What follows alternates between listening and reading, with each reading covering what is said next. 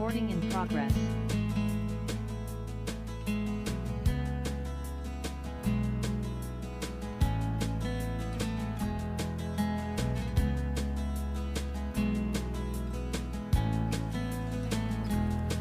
Well, welcome to General Committee for April 23rd. I'll call the meeting to order. This meeting is being held in person electronically in accordance with the Municipal Act. Comments will now be coming from our outgoing student mayor. Before we do that, I just want members of the public, and at least council, to know, those who are here from the public, that this is being recorded tonight but shown tomorrow night on Rogers in our normal time slot. It's not going to be live on Rogers, but it is live on YouTube still, as I understand it. Thank you, Madam Clerk. So, I would like to call upon Gabriel Gagnon to come up from St. Monica's Catholic School. Gabriel, you have some words, I think, that you'd like to share with the City of Barrie. Yes. Wonderful. So the floor is yours, my friend.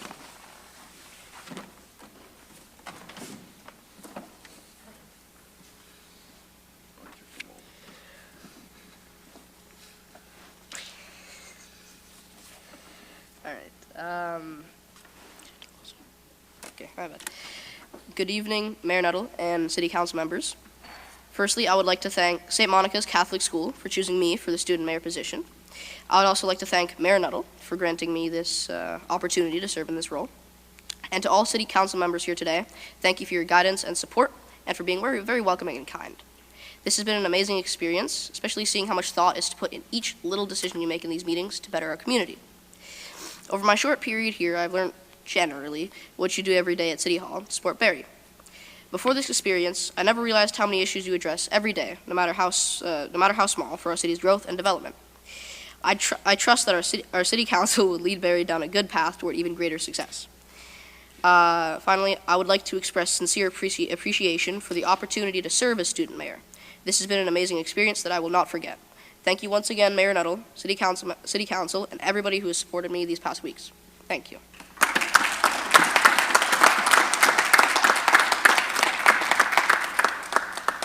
Well, Gabriel, as you know, I'm not as mobile as I once was, but hopefully back soon.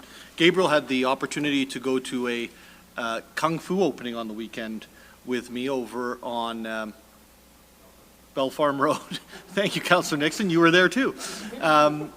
You know, I was very thankful he was there, because when they challenged me to get in the ring, I could just put Gabriel in there for us. So that was fantastic. But on behalf of the city, we just want to say congratulations and thank you for your service to your city. And we wish you nothing but the best in the future in your schooling at St. Monica's and then eventually into high school as well. So congratulations and thank you so much, Gabriel. Thank you. All right. And now, oh, right there. You could come up if you like and take a photo.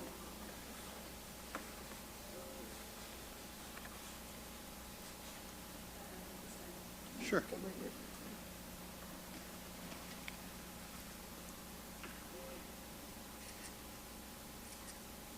Thank you. Thanks, Gabriel. Good job. Good job.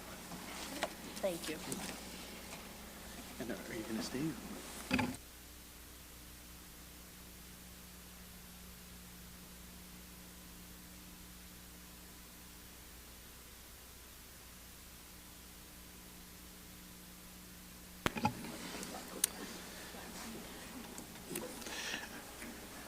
While Gabriel exits, he had the option to stay, but said he was hungry, and I said, I wish I had that option. My kids came home and said to me, I think it was last week, oh, you know Gabriel? And I said, oh, yeah, I know Gabriel. And they said, yeah, Big Gabriel. There's a little Gabriel, but there's Big Gabriel, and Big Gabriel, he's the student mayor. We're now going to move on to reports of... Do you have another pen by any chance? That one's no good too. Beautiful, thank you. Pen number 3. There are 3 reports from our reference committees. Did I skip over the consent agenda? I did. Okay, we're going to move to the consent agenda. AF1, referred by motion 24G 062 is correspondence from the circulation list dated March 20th, 24, regarding a request to the province to extend the removal date of listed non-designated properties from municipal heritage registers. It's approved.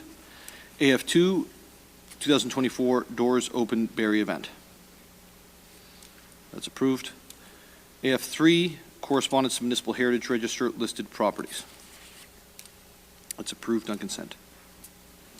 CSC1, investigation additional free transit options for seniors. It's approved on consent.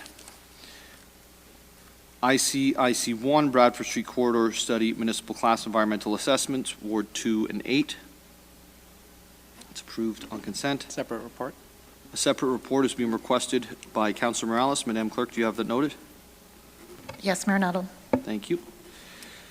Staff reports, DEV 017-24, the zoning bylaw amendment application 500 Salem Road in Ward 7. It's approved on consent.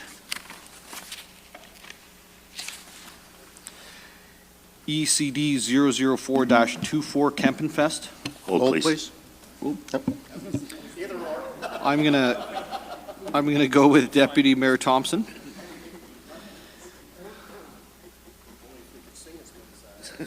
Oh, no. Oh, no. Okay, FAC 001-24, this is the electric vehicle supply equipment management. Hold. That's held by Councilor Morales. FIN 004-24, the 2023 year-end development charge report and treasurer statement. It's approved. FIN 005-24, the 2023 year-end cash in lieu of parkland report and treasurer statement. It's approved. FIN 006-24, 2023 year-end community benefit charges report and treasurer statement. It's approved. 2024 tax rates is FIN 012-24. It's approved. LCS 001-24, administrative penalty system. Hold, please. That's held by Councillor Harvey. And we'll now go a little bit backwards here, but we'll now go to the reports from the advisory committees. So I'm going to go over to Councillor Harris first, if I can, with regards to the Affordability Committee from April 10th. Thank you, Mayor Nuttall. And yes, in going backwards, people would have seen some of the highlights from the last Affordability Committee meeting because it was dominated by items from our Heritage Committee. So thank you to the Heritage Committee for the work that you do. And one thing you'll note is the letter from that we received from the town of Coalberg, and we've decided that it would be a good place to do a Made for Barrie letter at the Heritage Committee. So that's gone back to Heritage to do that work. And again, looking to support Doors Open Barrie event and Barrie participating in that event, which is a really fun annual event. And certainly looking to give correspondence out to heritage property owners about the opportunities to list heritage properties. So those are really the key highlights. So it was a really heritage-focused meeting. So thank you. Thank you, Councillor Harris. We're now going to go to Councillor Morales on the Community Safety Committee from April the 17th. Councillor Morales. Thank you, Mayor Nuttall. Meeting was last Wednesday. Was fully attended by all members of the committee, and the main portion of the meeting was an open delegation by a resident, that it's in the minutes, Mr. Mike Slinger, concerning community safety well-being plan.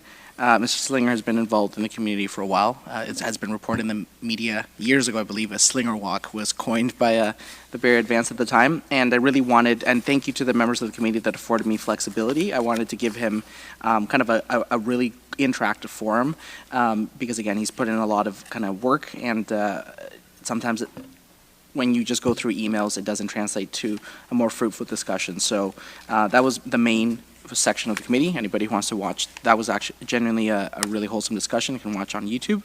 And then we just had some back and forth with staff regarding the recommended investigations that came upstream from the advisory committees in regards to seniors and transit, specialized transit rider investigations, and the meeting ended at 6:04.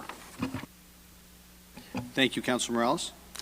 I'm now going to go to Councillor Hamilton with regards to the Infrastructure and Community Investment Committee on the 17th of April as well. Thank you, Mayor Nuttall. Yeah, the Infrastructure and Community Investment Committee met last Wednesday as well. The highlight of the evening was going to be the open delegation by the Theatre by the Bay, but they were rescheduled to this evening to the Finance Responsible Governance Committee. So made for a very short committee meeting. It ended at 6:06. There was one referral motion that was received concerning the Bradford Street Corridor Study Municipal Class Environmental Assessment.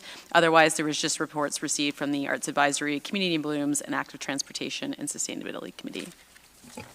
Thank you, Councillor Hamilton. I'm now going to move into the held items for this evening.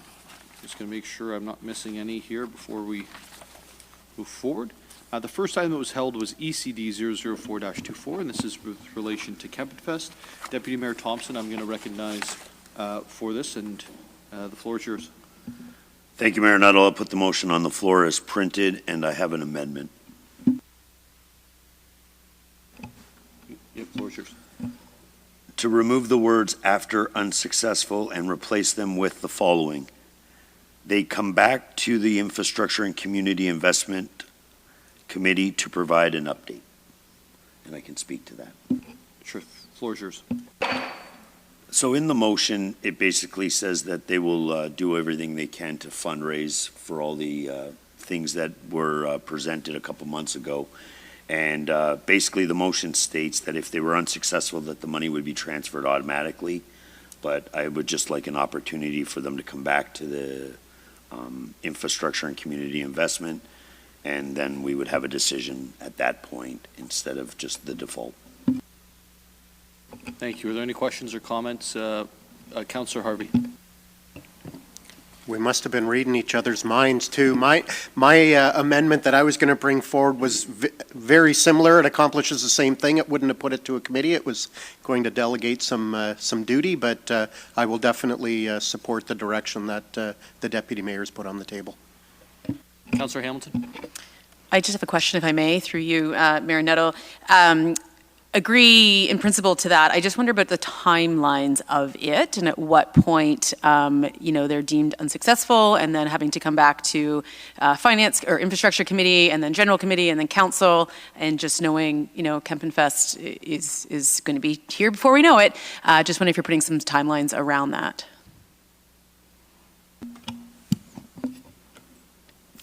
Through you, Mayor Nuttall. So I believe that they're going to have a date of where they have to know. And then at that point, we would schedule. I don't know what their drop dead date would be on their fundraising efforts, but I would have to believe that they would have a date where they would know if they were successful or not. And I would believe that we would be able to get it fitted into the cycle. Okay, sorry, just follow up. Yeah, I just think that it's going to shorten their process a little bit. So I'm just trying to figure out what we're trying to achieve by making them go back through the formal process again. And that maybe is a little unclear to me. Or is the intent for them to come back to explain why they were unsuccessful, or what would we be looking for at that time? I was actually hoping it would be the opportunity to tell me how successful they were instead of how unsuccessful they were. But just the opportunity, maybe it's not to the amount, what they were able to fundraise is my intentions here.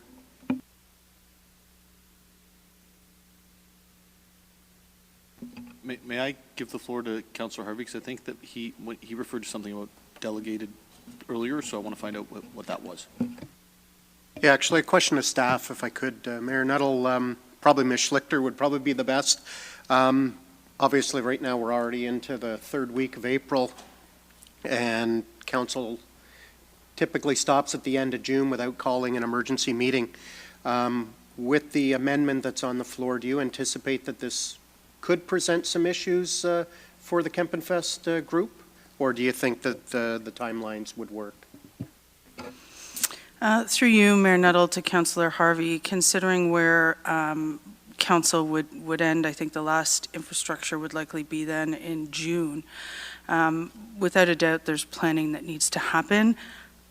I think we'd need to ask Kempenfest specifically, but I know we do have a member of staff through the special events team that sits on the planning meetings and is generally aware of the activity overall that's happening to plan with the event. So I think a report back in June before they head into August is the latest in terms of assessing that commitment. I don't know if I've got any more, and I can't see Dan, but I don't know if there's anything more you would want to add from the special events purview. Deputy Mayor? Through you, Mayor Nuttall, maybe just, understanding the concern, because you don't want to ever handcuff an organization or shorten the, maybe it would be more comfortable then if we just moved it directly to general committee, that it would no longer, so it would be probably, and a lot of times in our last meeting, they're duals, so it's right at the very end. So if that would help. And then maybe if there is a concern that the organization could report back before council next week if we had to tweak the timelines. Thank you, Deputy Mayor. And Councillor Harvey? Without actually putting an amendment to the amendment on the floor, what I was more thinking of and had some discussions with staff about earlier today was something along the lines, providing that the Kempenfest group provided satisfactory evidence of their attempts, that we would then delegate authority to, let's say, the Director of Economic and Creative Development to then authorize the funds to be released.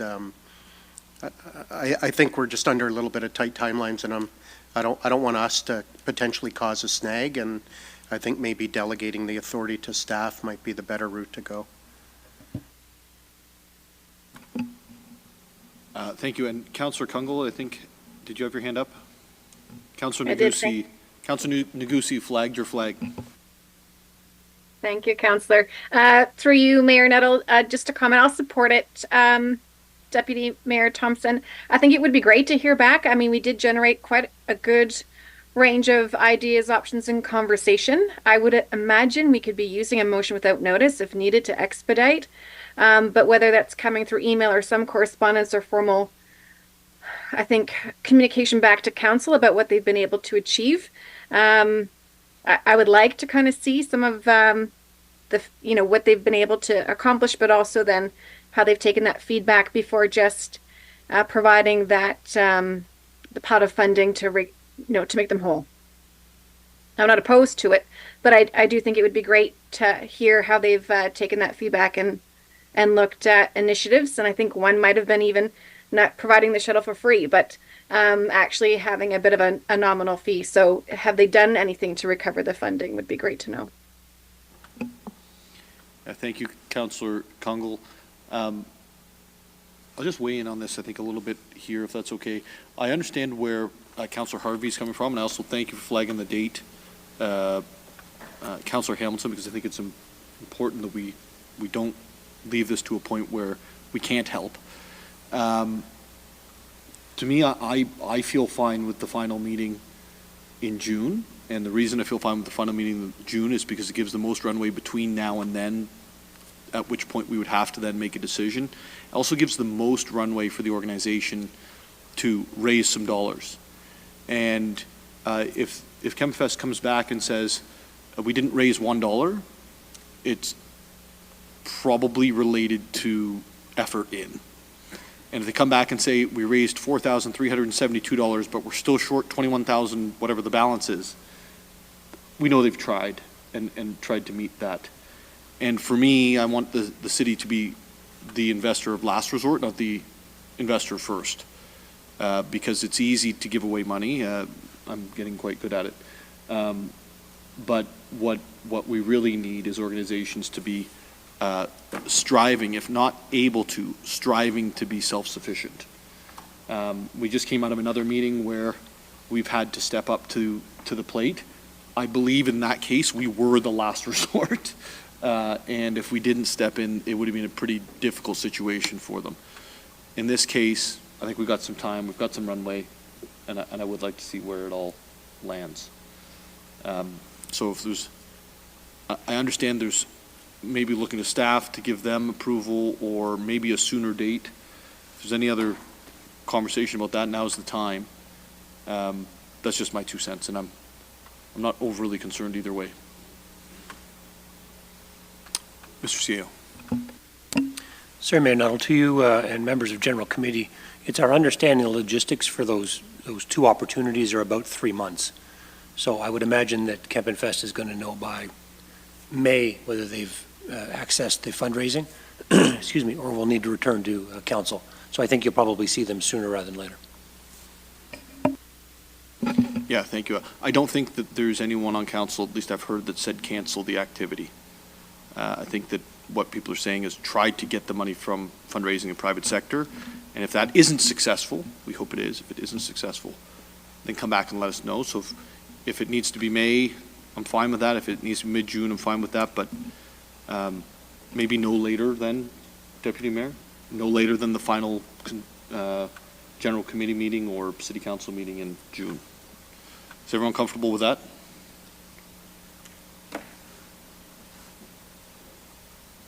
Okay. You brought up the date, so I'm looking at you, Councilor Hamilton. Yeah, I'm comfortable with that. It's hard not having someone here from, honestly, the Kempen Fest board to look at their timelines and when they make decisions in terms of shuttles. So I'm a bit hesitant. I agree with what's being tabled here. I kind of preferred Councillor Harvey's motion, but I will support and hope that if there's any issues from them, that we would hear from them sooner or later, that we can relook at this if need be. But for tonight, yes. Very quickly, Mayor Nuttall, not that we usually do a back and forth, but in the absence of representative for Kempen Fest, we do have Ms. Kathleen Trainer in the audience. And Kempen, oh, I'm so sorry, we do. My apologies. So we do have the resources. It's not really the way these meetings run. And so Yeah. we do have a week between, actually we have 8 days between now and City Council. I think we can get that information. Maybe if we're really quick, they'll stick around and tell us tonight. If they need to go away and then bring it back to us, that's another story. The delicate balance between decorum and engagement. Yeah, thank you, Councilor Morales. Any other questions or comments on the item? So it's to essentially have a report back prior to the final meeting in June. So all those in favor? And it carries. And now we're on to FAC 00. Oh, that's an amendment. So we're not on yet. We're going to vote on the motion as amended. Are there any comments or questions on the main motion? That's great. Just to highlight the $25,000 that's going to be invested in trying to look at the long-term plan here and what the opportunities are. That's a really good thing to see, I think, from the city, and obviously through Tourism Barrie as well. So Councillor Harvey, for the city, for tourism, and having those funds available to be able to do that, it's a good thing. So all those in favor of the main motion? And that's approved. Now we're on to FAC 001-24, Councillor Morales. Thank you, Mayor Nuttall. I'd like to put the aforementioned report on the floor as printed, and I have an amendment. The amendment is to amend Section C to add to it after the semicolon. I have it here. Collecting a comma, or you can leave the semicolon. Collecting and overseeing, sorry, that was already in there. Semicolon, give me 1 second. That was a frame of reference I wrote. So the amendment is as follows: with the aim towards cost recovery, comma, and not profit. And I can speak to that. Go ahead, Councillor. Thank you, Mayor Nuttall. Mayor Nuttall, if we went back in time right now and we told 2017 me that we'd have a staff report to financialize EV charging stations, I'm sure 2017 me would probably rack up an IC report, a voluntary guilty charge, and I would have a thing or two to say. However, here we are, and you know what? It's time. What I mean by it's time, and I'll be supportive, obviously, of the amendment and the main recommended motion. Here's why it's time. It's not because of the whole cultural war issue of like, well, I drive a car and EV drivers don't pay the gas. It's beyond that. I like Mustangs. I like cars. I understand about the need to transition to sustainable electrification in our vehicular infrastructure. Why I say it's time is it's getting to the point where it's beyond staff's capacity to run these machines, to fix these machines, to administer these machines, to work out those kinks about people parking. We essentially need to outsource the management. And there is a bit of fairness that when there's a new technology, when it has, when there's low demand at the beginning, when it has ecological, environmental, and different benefits, you need to subsidize it. I'm sure people would be surprised at how much, if they really looked into it, how much the gas industry is subsidized, how much farmers are subsidized, how much other aspects of our lives are subsidized. And so we did that with EVs, and Barrie was the leader of that, and I'm very proud about how everyone came together to do that. Why I think it's time to do it now is it's something that I think Councillor Nixon has brought up a few instances in his ward. You pointed it out, Mayor Nuttall, is we need to outsource to people who can manage these, and enough companies have popped up in the market that can do this effectively, efficiently, and well. We need to have KPIs on the usage as well. And then also, any monies, any revenues that we raise can be reinvested in fixing these machines, maintaining them, and possibly expanding them in strategic locations. So for people who have EVs and who are supportive of the industry, this is actually in order to increase capacity. The reason for my specific amendment is these tenders, these companies aim to make a profit. Don't get me. They're not just out of the goodness of their heart.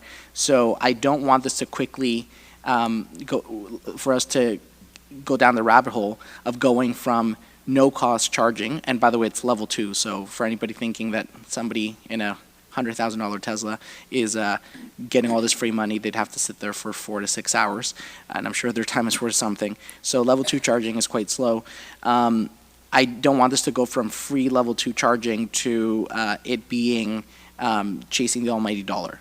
And I'm not restricting it. It doesn't have to be necessarily break even. That's why my wording was very intentional, to aim towards cost recovery. That might be a reasonable percentage of a profit margin to address unforeseen events, but I want to make sure that we are outsourcing this public service, not privatizing it, Mayor Nuttall. So that's the logic to my amendment, and I apologize for this, but this has always been an issue near and dear to my heart. Could you read out the amendment again for me, please? Section C, that the following be added to the end of Section C, with the aim towards cost recovery, comma, and not profit. And not profit. And so once again, the wording is purposely flexible, that it doesn't say that it has to be break even. The aim can be not profit and still have a built-in margin for cost overruns. So I'll leave it there if there's any questions. Yeah, thank you. I'm going to go to Councillor Kungle, then I'm going to go to Councillor Harvey. So Councillor Kungle, the floor is yours. Thank you. Through you, Chair Nuttall, to Councillor Morales. When I'm reading that in the context, I'm reading your amendment in relationship to the benefit of the third party. So are you actually indicating, is your intent on that amendment that the third party is actually making more money or cost recovery? I'm not seeing that there's a benefit to the city. Can you clarify your amendment intent? Through you, Mayor Nuttall, to Councillor Kungle. The intent of my language would be that I don't want the chosen third party to come back and say, well, market rates are at $250, but because you're a really awesome city and because you're halfway to Muskoka, et cetera, that you should charge $4. And then in the absence of knowing any better, we go, okay, let's go $4.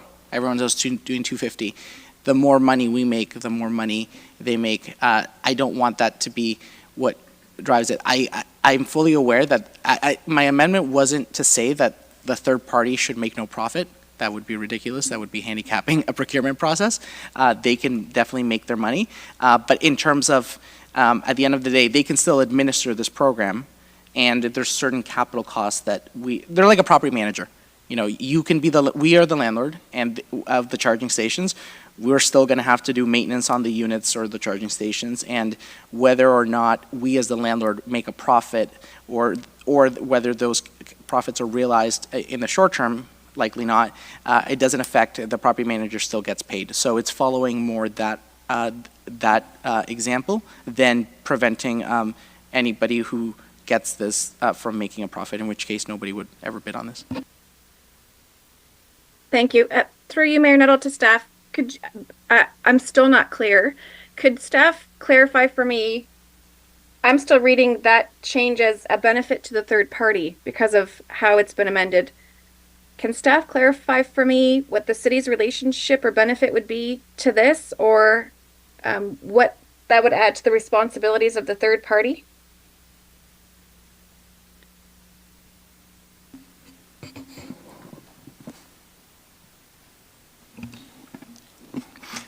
Through your worship to Councillor Kungle.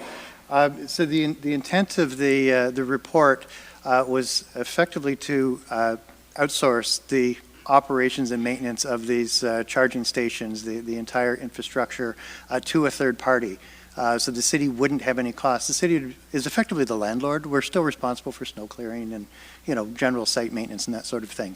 But the actual cost of the charging stations, the maintenance, the utilities and all that would be net zero to the city because the third-party contract would be responsible for paying us back for the hydro they use. I would expect the third party to make a profit. It's possible there's a not-for-profit out there, I'm not sure. Certainly we'd open it up to anybody to bid. If anybody that wants to bid on it, we would. But that really is the intent. And sorry, with the addition of that amendment, how does that impact that intent? Through your worship to Councillor Kungle, I think it would be challenging for RFP when we put the RFP out on the market, because I think it would be understood that we're trying to restrict profit on a for-profit entity while also transferring the risk over to them. Mm-hmm. Okay. Thank you, Rick. And so if I understand that, I won't support that amendment. Sorry, Councillor. It's going to go to Councillor Harvey first. Thank you. Councillor Harvey. Yeah, thank you, Mayor Nuttall. Actually, my question just got sorted out there because I had the same concern that I'm not quite sure that the city would be able to successfully retain a third party if we're going to restrict what they charge. Now, even when you look at the Tesla superchargers, for instance, how they ascertain what the per kilowatt hour price is beyond me, but Barrie actually has the highest at 60 cents a kilowatt hour during peak times, whereas there's certain ones in Mississauga that are floating around 45, 47 for some reason. But where these third-party chargers really become, I say, kind of out of whack when you compare it to the per kilowatt hour, is some of these third-party chargers are charging by the hour and not by how much hydro you're actually using. And that's where they really can expand, because sometimes the charger might not actually be able to pump as much hydro into that vehicle because of the state of the battery being too cold, too warm, whatever. And that's where they can really maximize their profits, because a lot of them now are charging by the hour and not by the kilowatt hour. But I do appreciate the comments from Mr. Hughes, because that kind of cleared up what my concerns were with the amendment. Thank you, Councillor Harvey. Councillor Morales. Thank you, Mayor Nuttall. I'll actually retract the amendment. Mr. Hughes, thank you for your clarity as always. The reason I put the wording there, kind of to indirectly answer Kungle's question, because that was a really good question.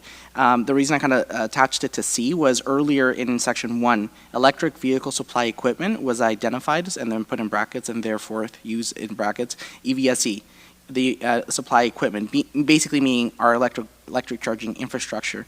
So in section C, when I had put the word in there, the third-party turnkey service would be responsible for management of operational aspects related to the EVSE, including, etc. So my intent was that the EVSE not really see a profit, that its goal is to maintain it, but that's having your cake and eating it too. If the city's going to manage it and not make a profit, then you manage it. You can't outsource it to someone else to manage with the expectation of profit and then have that stipulation. So your Councillor Kungle, your question was great, and Mr. Hughes, thank you for the clarification. So I will withdraw the amendment, Mayor Nuttall, and then now on the general motion, I'll make one quick comment and let my colleagues continue.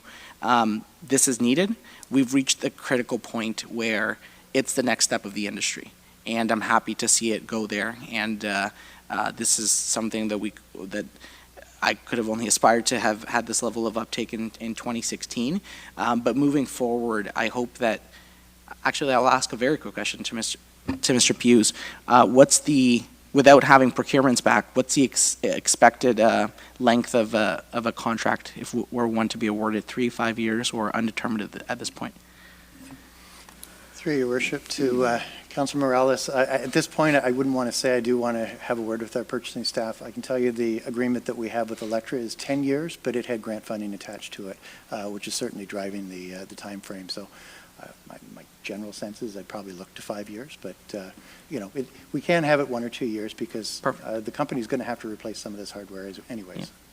Yeah, and Mayor Nettle, thank you for this. So I'll quickly close my comments. I'll be supportive of this. I like a 5-ish subject to change timeline because it's enough time for them to ramp up and spread out the cost of things that they need to do without handcuffing us. And this industry moves very quickly in terms of the charging, the amounts, the technology. We're now adopting the Tesla charging head standard. There's an acronym I'm forgetting of what it's called.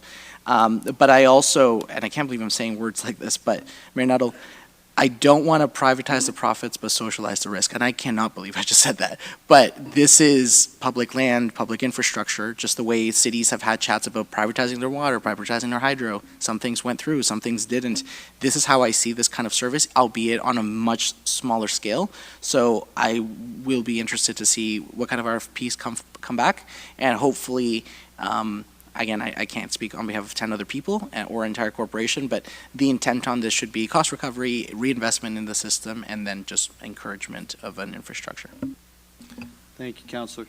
I have a couple quick questions, Mr. Hughes, to follow up, and then I'm going to go to Councillor Corser. So A says the third-party turnkey service provider will be responsible for the provision and installation of replacement and or upgrading of existing in the downtown with universal charging stations at no cost to the city. And then B says that the third-party turnkey service would be responsible for decisions related to the number and location of the EV stations in consultation with the city. So is there a situation where they adopt what we've got right now and they run out their useful life and then they aren't replaced? Your worship, we'd have to structure RFP to make sure that doesn't happen. The intent of this clause is we know that we've got too many charging stations in some locations that frankly they're just not used very well and not enough in others. So that's the intent of this clause, is to allow the third party to move things around where they're required. Okay, and what type of language are you anticipating to put in place between the city and third-party user with relation to the actual choosing of locations? Your worship, we already have language within the existing agreement that we have with Electra. We will be looking to mirror that language. I can't tell you what it is off the top of my head, but it is, it's not, this is what we're going to do, we're just telling you. It has to be back and forth. We have to agree with it. But at the same time, we're installing this for the benefit of city residents. So there's no point in putting it where it doesn't belong. We want to make sure that it gets put where it does belong. Okay, and who signs off on that then? Is that yourself in this situation? That would be myself in the Energy Management Branch. Okay. With relation to new charging stations, are we essentially saying that we aren't going to be putting any in except with agreement from the outsourced company? Sorry, Your Worship, if I'm understanding your question, you're asking, are we giving up our right to install our own, should we choose? Is that what you're asking? Yes. I think effectively we would be. I mean, we can write the RFP so that we could choose to do something, whatever we want. But I mean, the intent of the staff report is we don't have the resources to maintain the network as it is. Should council choose to, if you would like us to insert a clause in the contract that, gives us the right to add new charging stations at will, we can certainly do that. So right now, there's about $90 million that the MTO has put out to market for EV charging stations.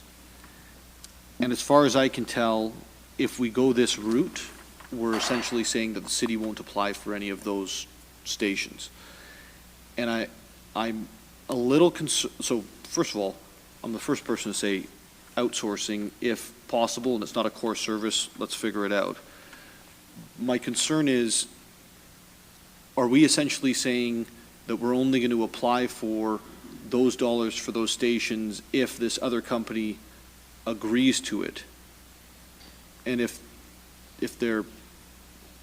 we're giving up all control relation to a massive infrastructure piece for the city going forward, what does that do to our ability to, ensure that we're at the forefront of the evolution to electric or one day hydrogen or what have you? I think the $25,000 in cost on the hydro costs, it's a lot of money, and I'm sure that there's staffing costs that are falling in behind that. Is it in the $100,000 to manage this program a year right now? So your worship, at this point, it is not. The hydro costs are the biggest portion.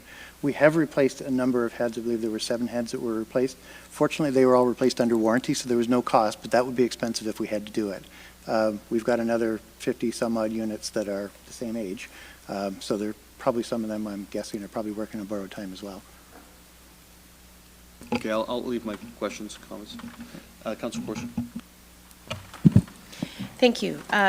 Just to pick up on what you were discussing, Mayor Nuttall, I'm really leery of giving this kind of power control, finance, whatever you want to call it, to a third private party, because we, as I read it, it looks like we are giving control over a significant growing market and having no say in how these things are implemented. Just some questions that I had. So when something happens, like these chargers, they will own the charging station, but we own the parking spot. Absolutely. So when we say that, just for further clarification, when we say that we are giving no charge, will we be charging back the maintenance of these parking lots? Will they be having to pay the city for clearing of snow out of these parking places? Through your worship, no, we're responsible for the parking lot itself. They're responsible for the electric vehicle supply equipment and the charging infrastructure. Okay, so we'll be maintaining their, basically their business. Through your worship, we're maintaining the entire lot. We're talking, a handful of parking spaces within a lot that we're already maintaining.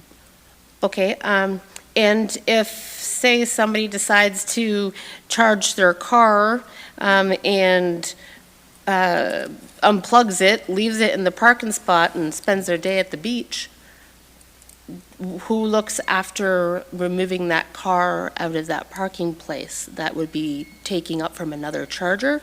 Would that be bylaw that would come in to give a ticket?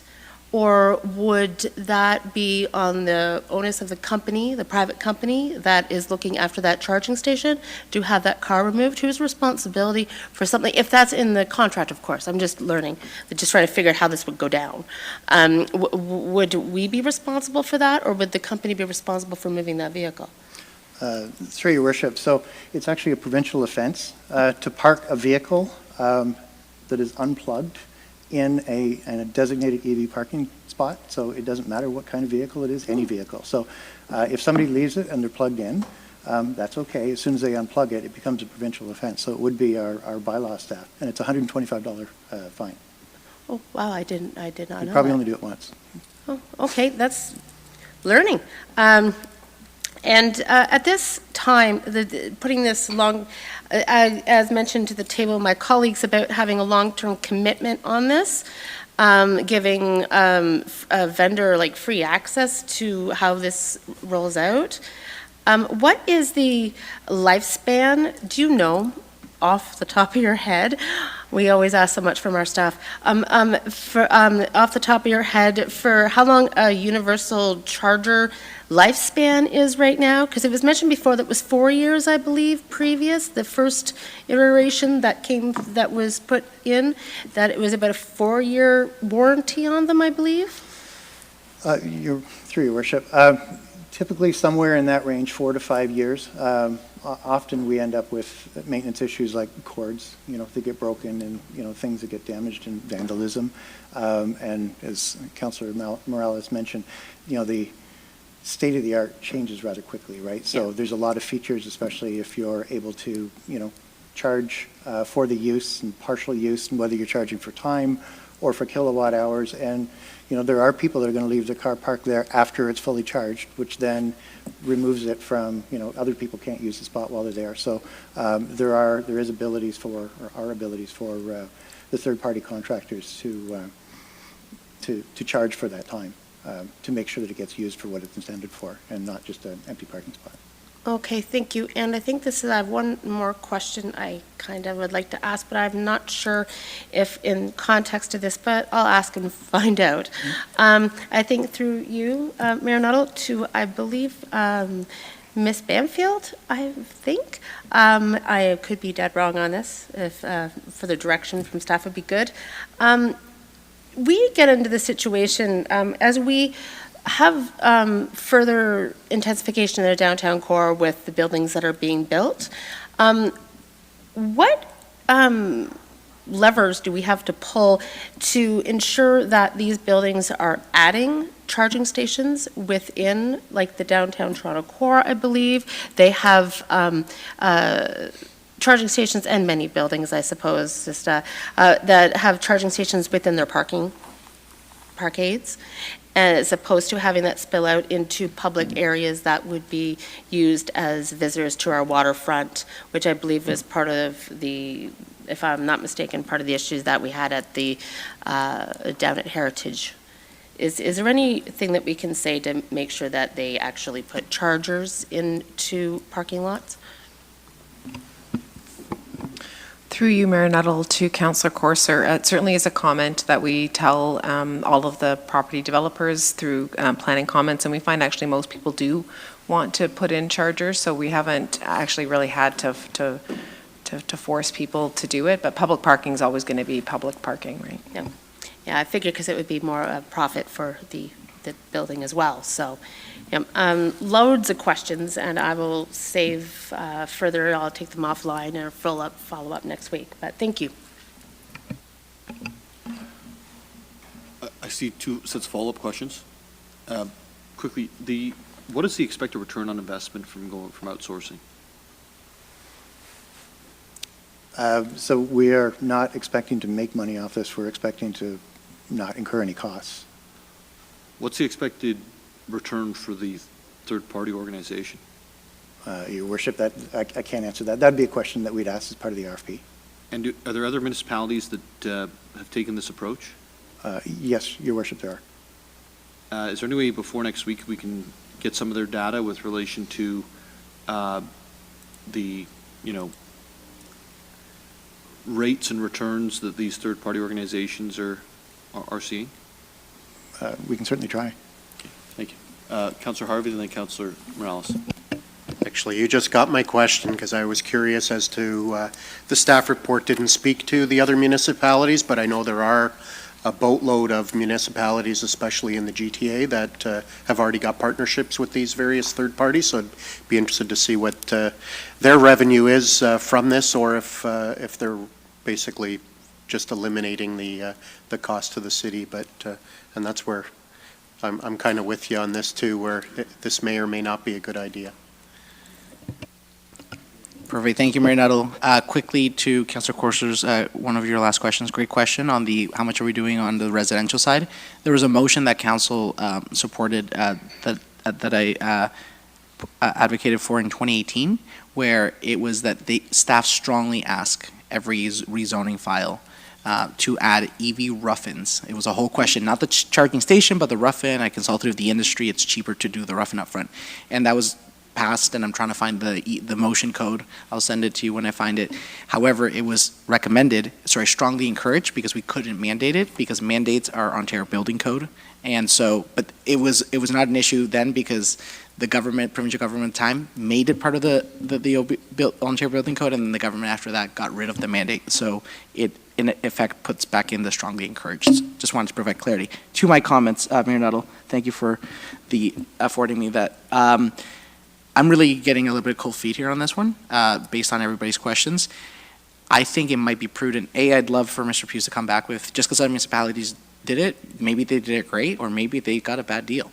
Here's the other one. I love your questions. What's our ROI, or what's their expected ROI? I don't see this as bleeding as money. There's many lines of services where you couldn't give it to somebody quick enough because you don't have the infrastructure, because your municipal government is not in the business of insert line here. This one, in the staff report, I don't see like numbers that are scaring me in terms of the carrying costs, the debt costs, et cetera. I just see a number grow from 2,000 to 8 to 1 to 10 to 15, 25 from a growing market, standardization of plugins, and now finally charging that. So I guess my point is, Mayor Nuttall, and there's not an amendment yet, I want discussion to go, maybe instead of doing an RFP for a third, outsourcing everything, the profits, the stations, which I don't know if that goes in contrary to the deal we signed with Tesla in 2018, because they gave that infrastructure, and I don't know if they'd be too happy that we're outsourcing it to a third party for profit with their brand. But I think maybe it's prudent that we spend some money and get a business report, a consultant to write a business report about, hey, consultant, write the City of Barrie business report. Where would you relocate them? Would you cluster them where they are? Would you spread them out a little bit? What rate would you charge? And if a consultant, which there's more than enough consultants to do this, gave us a business report and said, here you go, Barrie, I can't believe you're going to give this away and sell the grandma's farm. Run with it, and now we have a business plan. And if the business plan comes back and says one of the aspects of that consultant report could be, run us two scenarios. We keep it in-house, or we outsource it to somebody who this is all they do every day, and then we can make a more educated point at that, a more educated decision at that point. But based on the 7-page report here, I don't see that we're carrying significant debt or losing this in a growing market. Councillor Harvey, then Councillor Hamilton. Yeah, thank you, Mayor Nuttall. In doing some research in the last couple of days, actually, because it's been a hot topic, especially with our condo owners, about the lack of infrastructure in the condos. And actually, if you go onto the Condo Authority of Ontario website, it specifically actually has a page just to do with EVs in condominiums. And it specifically states that the corporation can only reject the request for installation if, based on the opinion or report of a qualified professional, the installation would be in violation of the Condo Act or any other legislation. The installation would adversely affect the structural integrity of the property, or the installation poses a health and safety risk to the property and its occupants. So in many of those situations, although there might be pushback from their own condo board, unless it meets one of those three criteria, they in theory actually, according to the Condo Act, can't refuse it. So maybe there's some condo owners that are going to be watching this tonight, and realistically, I don't see a reason why the condos can't install at least a few chargers that can be used by its residents, because it is crazy in this day and age that they're relying on solely public chargers. And the reality of it is, using a public charger is literally 5 to 6 times, actually more than even that. When I compare what it is to charge at off-peak hours to going to a Tesla supercharger, you're dealing with 8.7 cents a kilowatt hour opposed to 60 cents a kilowatt hour. So it's almost 10 times more expensive to charge while you're traveling. So I'll leave my comments at that. Councillor Hamilton. Thank you, and through you, Mayor Nuttall. I am supportive of the motion. I don't think this falls within the city's scope of core business, nor do I don't think it should. I get very nervous when government thinks that they should get into these areas when there's specific third parties that do this for a living, that have the expertise, the knowledge, that keep up to date with it. So I'm very supportive of outsourcing this. I think this is absolutely the right way to go. My question just is, you made a comment that if there was grant funding available, that we would be precluded from accessing that if we did outsource this. And can you elaborate on that for me? I'm not sure why going into a third party would preclude us from a partnership with them to seek grant funding. That's my first question for you. And then my second one, again, just in terms of giving... do you want to answer that? I have a short memory, so let's answer one at a time. The motion says so. The motion says that we're outsourcing the decision-making with relation to adding or or the existing locations? So it says that the third-party turnkey service would be responsible for decisions related to the number and location of EVSE in consultation with the city. I read that, I don't interpret that as meaning that the city and the third party can't participate in grant funding opportunities. Maybe I'm misreading this or misinterpreting it, but. So I think that that's going to take some very creative decision-making or in regards to the contract that's eventually awarded through an RFP. My concern is that we're actually giving up the planning side on this. It's not the actual business, it's the planning side. So if you think about we legislate where certain things take place. I mean, it's not exactly the same, but use a gas station, right? For me, what I would like to see is us to be far enough ahead in this process to be able to know what it looks like, where they're needed, how they're needed, and therefore creating a priority list, a growth pattern with whoever the successful group is. But right now, we're basically saying manage the ones that we have and let us, you'll consult with us when you're ready or want to grow.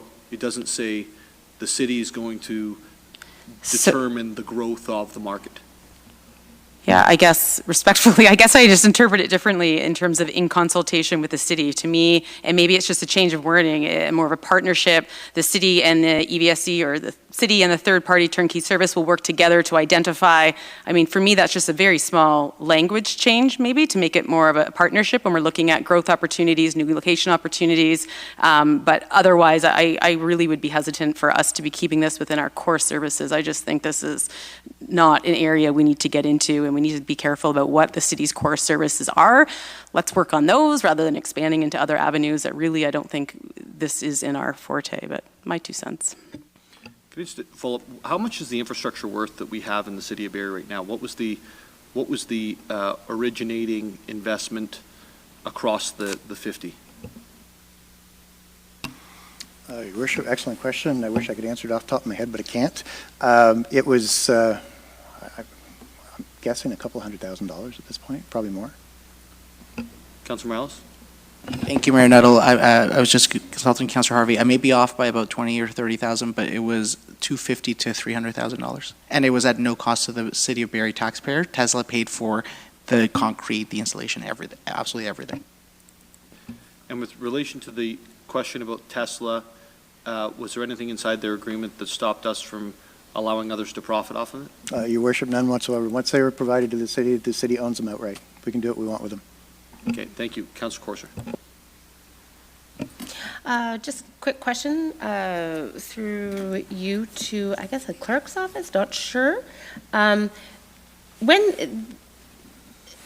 this contract being drawn up, when we talk, this potential contract being brought, when we talk about where these charging stations go, would that come before council at all for any kind of a zoning, or would they have to get certain zoning or certain permission, if you will, from council to be able to put them, say, in a new parking lot, add them, remove them, or what have you, because of zoning issues?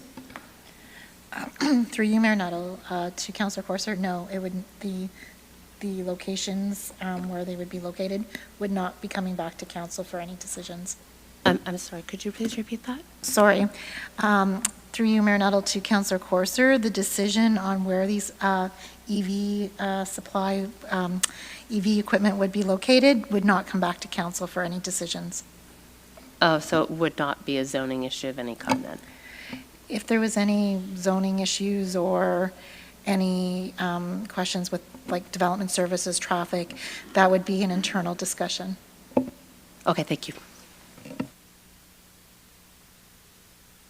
Deputy Mayor. Thank you, Mayor Nuttall. Through you to Mr. Hughes. Would the wording of the RFP, because I actually believe we're not far away, like some of the concerns from some of the council and ones that are in support. Like in most franchise clause, there's accelerant, expansion, and stuff like that. would there be something along the lines of that? So if we as the city felt there was a need for a pocket that was just developed, a plaza or something that, would there be wording in the RFQ or RFP that we could not force, but demand that there was a growth? Through your worship to Deputy Mayor Thompson, we would certainly look to put language into the contract that allows us to work with whoever our partner is to install, equipment where it's best suited for the city. And another comment I would like to make is the part 2 of the motion here. So the city would not be turning over kind of control of where these installations go to a third party. The city still has to agree to it. And that's what part 2 of the clause says. So we put the specific locations within the agreement itself. Any changes to those locations are an amending agreement to the contract. The city has to agree to it. Now, we do look to the contractor to identify, where is best used. Maybe some areas they're overused and they need more. Other places we don't have as much. So that's the intent of part 2 of the clause here, is for the contractor to identify where they're being used, where they're not being used, where they should be used. But again, the city has to agree to this. And maybe just to follow up, yeah, that would be my only concern, that if they, let's say, brought in 50, and as we grow, we would like to see an expansion of the service, and they were maybe not in a position, then we would have to go out and do it ourselves. So now we would have like dueling kind of services. So that's why I would like to see wording in the procurement side of it that we could ask and they'd have to abide by or be obligated to install more as we need them. Through your worship, we can certainly work on the language for that. I mean, ultimately, I think if there's not a business case for the the private sector, we may end up having to do it ourselves, which we can certainly do, within the terms of any agreement. Councillor Nixon, just before we go to you, so is there an opportunity to separate the capital side from the operating side of this, in the sense that the capital investment, if we have the opportunity to receive, I'm not advocating that the city pay for it, but just be clear, but if we have the opportunity to go out and get federal or provincial investment into these charging stations, that essentially we can determine where they go and they have to manage them? Yes, there absolutely is that opportunity. It's very similar to what we did with Electra. Okay. And that's going to be in the RFP then? Perfect. That placates me a lot. Councillor Nixon. Thank you, Mayor Nuttall. Through you to Mr. Hughes. Based on what I read, obviously the third-party provider is going to, excuse me, so I'm not really, the third-party provider is going to benefit the more chargers are out there, and the more they're utilized, the more money they're going to make. So would it be safe to say that rather than us going to them suggesting new sites, it's more than likely they're going to be coming to us? They're probably going to be ahead of the curve from us, saying, hey, this subdivision here, this plaza, we want to put one here, we want to put 5 here. So it's more likely that they are going to be the ones pushing the new locations than us, correct? It's possible, for sure. I think it all depends physically where they're located. We will know the city growth and city development better than a firm that happens to be located someplace else. But I think it goes both ways. So I think if we have an identified need and identified demand for it, we can take it to them. If they've got an identified location where they think it would make sense for them, for their business, that's fine too. Correct, thank you. And yes, so obviously planning is going to have a little more foresight in what's coming down the road a few years than they would. So obviously there would be a lot of working together. But they would also have the usage figures to if there is a location that's not being utilized, then they will have the right to come to the city and say, hey, we got 10 chargers here, they're being used 5% of the time, we want to pull them. So that would be more there. They would come back to us and suggest that they be pulled, or we would have the final say, or they would be able to move them at will. Certainly, we have the final say because we have to agree to the change. But I think to be reasonable, if they're not being used, if they could be better used someplace else, then I would look to put them someplace else. Thank you. And just one more. My understanding, there's basically two types of chargers out there, correct? There's I'm not sure the correct term, but there's one that are kind of high-speed or fast chargers. I'm not sure what they're called. There's three. Okay, good. Obviously, I do not have an EV. So the type of unit proposed would be, is there such like the universal, so that they could be used for anything, or what type of chargers would they be looking at? We would be targeting, because of city facilities, the Type 3 chargers use a lot of power, and we simply don't have it. We can't provide it. If a third party were to come back and say, listen, we want to run our own hydro service in, do you mind? Probably not. They'd have to come up with a business case, but it's going to be really expensive. So what we have now are Type 2, and I would expect we would continue with the Type 2. Okay, so thank you. And based on my earlier comments, I think with a third party, it's safe to say that if we were to implement something today, that 5 years from now, we would have considerably more chargers for residents through a third party than we would by doing it ourselves. Your opinion? So I was going to say, is that a statement or a question? I would suggest where the market is going, we would likely have more because there will be more of a demand. Okay, thank you for that. Councillor Hamilton, then Councillor Courser, but first we're going to go to Ms. James Reid. Thank you, Mayor Nuttall. I just wanted to clarify that I just pulled up the EV Charge Ontario program that you were referencing earlier, and it just in terms of the discussion, it does look like that not just municipal governments, but businesses and not-for-profits can also apply.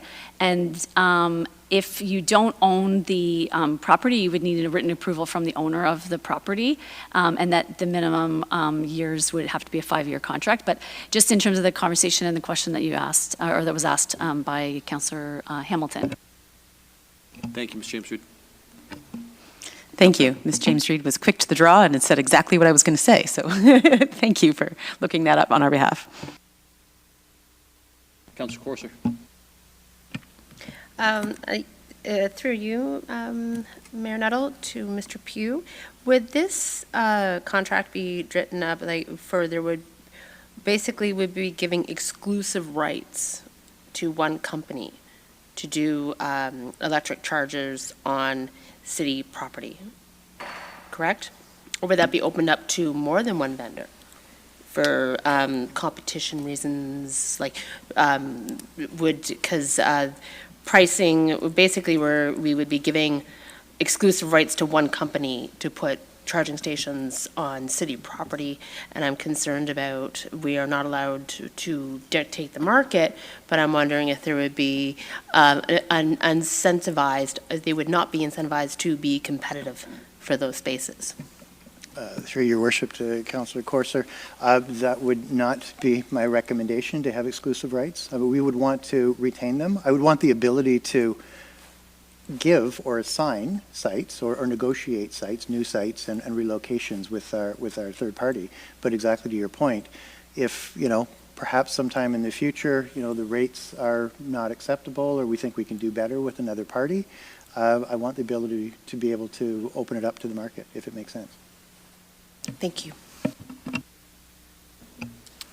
I'm seeing no other comments or questions. So, Mr. Hughes, you're going to come back next week with some information that you can ascertain from other municipalities. And could you also provide us with perhaps some language in the next week that would be put into the RFP that would allow the city to push ahead with its own additional units on city land with no penalty related to the contract with the third party, just so we have that fully panned out. And other than that, I think everything else has been been cleared up for me. So I'll call the vote. All those in favor? And it carries. Those against? It's approved. And we're going to go on to our final item of the evening.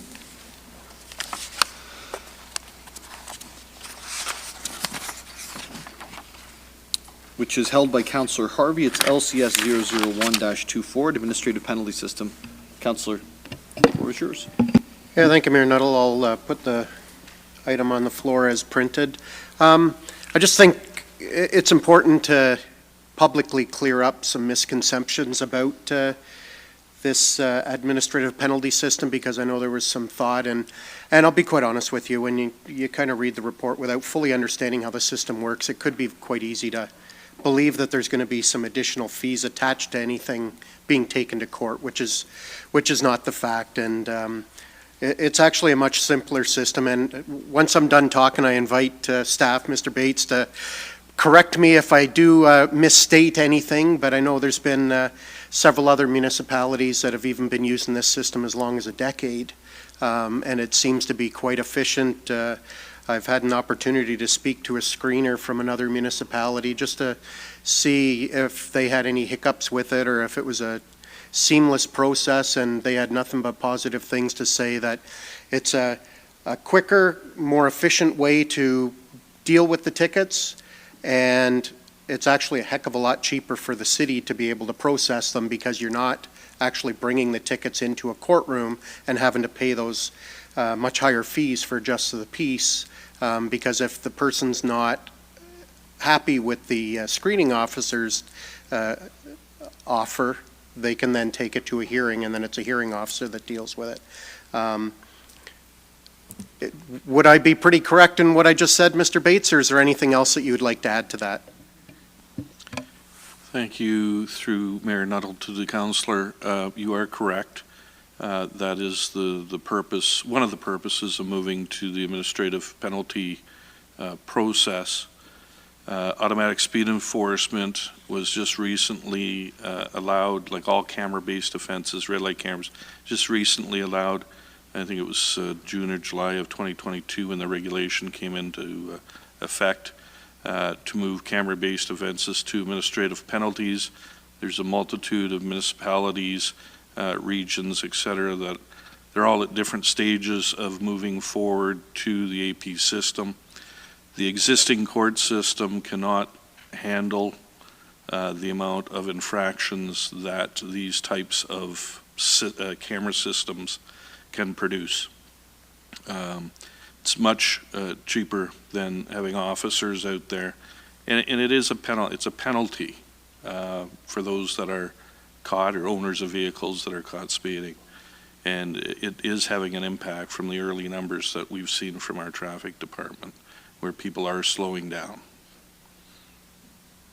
Great, thank you. And I've just got a couple of questions. Like, I am very supportive of moving forward with the system, but I gather with the $100,000 capital cost that's included in the motion, that the intent would be that here in Barrie, the screening is being done in person opposed to remote, or is it going to be a hybrid system? And the reason I'm asking this is I know of at least one other municipality that ever since COVID, they've changed their screening process to 100% remote, whether telephone or Zoom. What's the move forward here at our city in relation to that? Through you, Mayor Nuttall, to the councillor, good question. The concept that I'm working towards, I've been part of a working group with the Ontario Traffic Council, representatives of a past Ministry of Attorney General lawyer who is a guru with provincial offense legislation, etc. And through the Ontario Traffic Council, the goal is for municipalities to move in a direction where it'll be the most modern, most online system possible. We may not be there day one, but we will be working towards that. I believe we have to be have the ability for accessibilities, those that don't have communication devices, who strongly want to appear in person, et cetera. So we do have to be aware of those, make those arrangements. But I would expect 90% or more would be done online. That is the goal. That is our target. Great. And for the 100,000, is this to build a couple of screening offices, or what exactly is it? Thank you for the question. Through you, Mayor Nuttall, to the councillor. There is a space available at 45 Cedar Point. Space has never been well utilized. It was an overflow. It was designed when we moved over there in 2010 as an overflow waiting area. It's never been full. There is ample seating in the upper level of that building. I know you've visited. The lower tier at the front of the building would be developed into a space that could be housed up to 10 additional staff. Whether we build a wall that is 20 feet long or 10 feet long, it's about the same price. So the 100,000 would be drawings, the building itself, and furnishings for a hoteling type situation where we could have a multitude of individuals. As I assume this program will likely increase in time, unless you're going to tell me something different tonight. And so it's preparing space. We've lost some of the space that was in the prosecution's area to enforcement when they hired more individuals, so they've sort of taken some of our office space away. So it's a big office with, it's going to be set up similar to Service Barrie, because again, a lot of it's online, whether they're asking for time to pay or they're disagreeing with the infraction or just want more information about why they have to pay and the impacts of that. And just one more question, if I could, Mayor. I guess my last question would be in regards to the hiring of screening officers and junior prosecutors.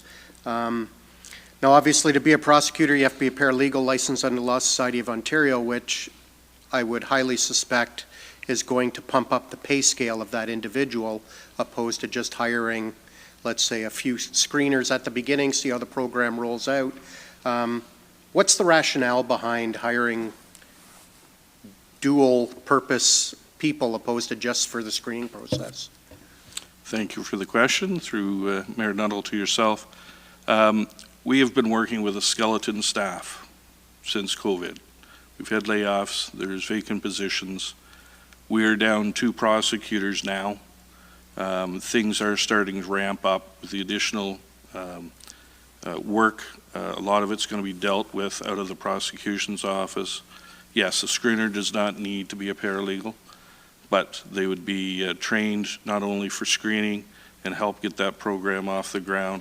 And I'm just asking for 2 to start, because it also provides the backup and a backup for Part 1 prosecutors that, we've got hopefully more courts coming, although they have been diminished over the past with more appointments of justices of the peace.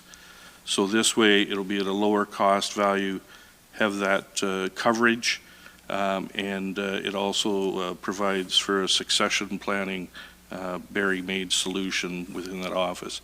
I'm not suspecting that everybody that we hire as this program grows would be a junior prosecutor position. We would be looking at probably less valued, although that'll be up to HR to determine once those job descriptions are developed. Going forward, we would probably have a 3rd level just being a screening officer. Great, yeah, thank you, because like even the person that I know that does it in another municipality, they're a part-time contract, and obviously working 2 or 3 days a week is probably a little bit more cost-effective than that. But I do now fully understand why you need those junior prosecutors to assist. I do have an amendment now, and that amendment is to remove the wording in Section 3 after the comma that says, with authorization to hire 1 officer per additional 40,000 in violation issues in Barrie, and I can speak to that. Floor is yours. Thank you, Mayor. I really struggled with this piece of the motion before us because it's basically a carte blanche to continue to hire people without ever coming back to council. And I don't know of any other position in this organization that we've given that type of delegated authority for, and that they've always had to come back, whether it's budget time or if it's something urgent through the year, to request funding to hire an additional person. So I just really struggle giving a carte blanche in relation to fines, because the reality of it is, there's obviously a certain ratio of POTs or offense notices that are going to come back with the amount of people that want to potentially fight them. But to just say that every 40,000 violations we need another body, I think is a little overstepping. So those are my comments. Thank you, Councillor. The amendment's on the floor. Any other questions or comments with regards to the amendment?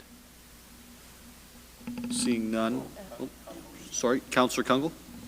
Thank you. Through you, Mayor Nuttall, if you could just repeat the amendment, please. Councillor. Yeah, it's just in section 3. You'll see on the second line it says speed enforcement program and then comma. It's removing the wording after the comma.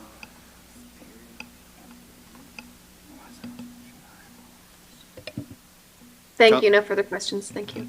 Thank you. Deputy Mayor. Through Mayor Nuttall to Ms. Cook. Right now in your office, do you have any vacancies? Through you, Mayor Nuttall, to the Deputy Mayor. Yes, as Mr. Bates spoke, we do have 2 prosecutor vacant positions, and we're asking through this motion to hire 2 junior prosecutors because they're obviously a lesser value, but we do have 2 prosecution vacancies at this time, and we also have some vacancies in the court administration area as well. So I don't want to put words in anybody's mouth, but this would almost be achieving staffing at no cost, as it would be paid for by the violations and stuff, where we'd be able to basically get a double duty if necessary to pick up some of the backlog that we're suffering in the department right now. Sorry, I didn't realize that was a question. My apologies. Yes, that would be the intent. Also, just to make a note that in paragraph 6 is that we would be providing a memo to council to advise of the number of violations and of any resources that would be retained. So it wouldn't be coming back to council for approval, but we would be bringing the information back to council so that they would be aware if and when additional resources were retained. Just a final question. Just in time frame, how long is it before we achieve 40,000 violations? And I know the numbers vary, but from the inception of this program to now, where are we at roughly? Sorry. Yes, through the mayor to yourself, so far, and again, we're not fully ramped up. We had started with 1 officer. It takes a number of weeks to get officers designated through MTO. We've had programming changes with the vendor, testing, et cetera, that we've been doing over the course of the last 4 months.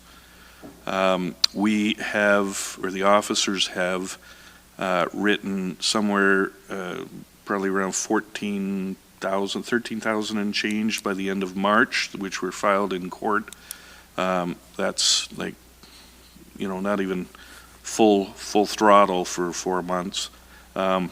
It's estimated that 1 officer could produce somewhere between 37 to 40,000 charges a year in this program. So could you add a revenue to that? Just in a money value, or I know it's not all revenue and stuff, but the monetary side of 40,000 violations? I don't have a calculator or those numbers in front of me. The average ticket in the court system, and again, all of the fines are all the same when you go to an AP system, it's been at $90. So, whatever that turns out to be. 360,000. Oh, 40,000, yeah, 3.6 mil, sorry. So since the inception and due to the lacking of staff because of, how many violations have we not prosecuted? Plenty. That works for me, okay. I think I can add, we launched this program with the expectation of less than 1,000 charges per month. The first day there was, with 2 cameras, was over 1,600 potential violations. They're not all, they won't all run through to an offense, but there is lots of violators.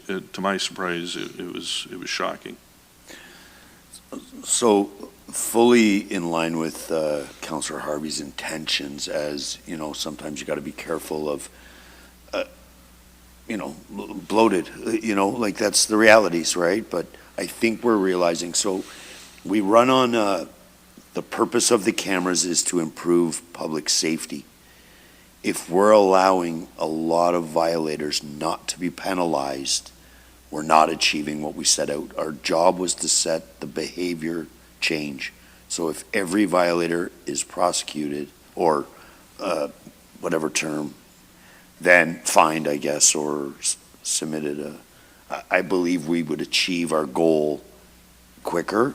So for that, I won't be supporting the amendment as much as I agree with Councillor Harvey's intent not to, have full delegated authority just to hire whenever we want. But I think with the section 6, is it 6? I think with the report back, my comfort level's there. So thank you. Councillor Harvey. Yeah, thank you, Mayor Nuttall. Actually, just for a piece of clarity, just because some of that conversation actually may change me here anyway, because it was all contained in one sentence, I was taking the one officer hire as a screening officer. But from what you just said, Mr. Bates, are you referring to the officers that actually monitor the cameras and issue the tickets? Through you, Mayor Nuttall, to the councillor, no. The officers that issue the tickets, that's a separate, this whole report is about the AP system, not the issuing of the infractions, themselves, but, so they would be in the first 2 positions anyways, the screening officer / junior prosecutor, and then going forward, likely just screening officers dedicated to the AP program.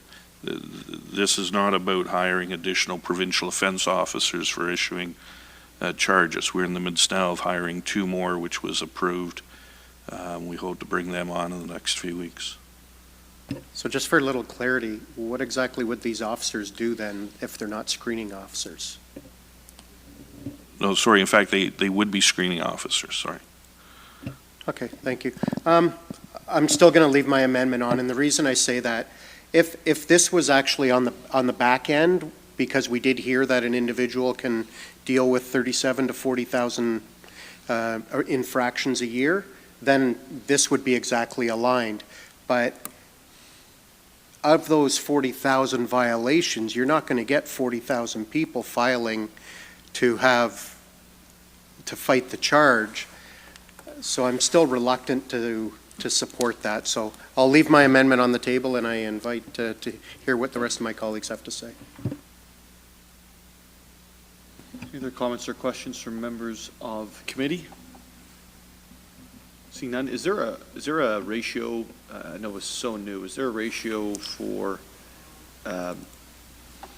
Sounds like those who are actually issuing the tickets. It's 1 for 37,000 in a full-time position. Is this a 1 for 40,000 ratio that we've got from somewhere else? Thank you for the question, Mayor Nuttall.